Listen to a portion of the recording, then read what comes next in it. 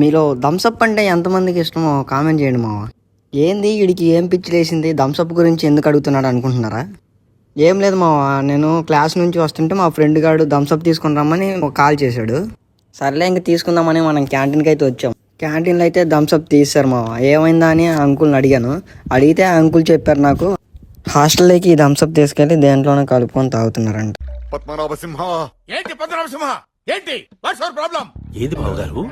మా ఫుడ్ కోర్ట్లో అయితే ఇంకోటి ఉంటుంది మావ, అది పెప్సీ అని. ఆ పెప్సీని చూడగానే నాకైతే పైనుండే వీడియోలో డైలాగ్ గుర్తొచ్చింది మావ.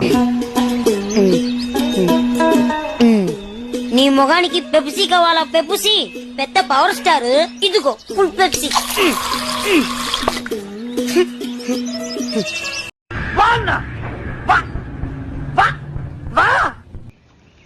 నేను తప్పు చేశానంటే నువ్వు నమ్ముతున్నావా? నమ్మక ఏం చేయాలి?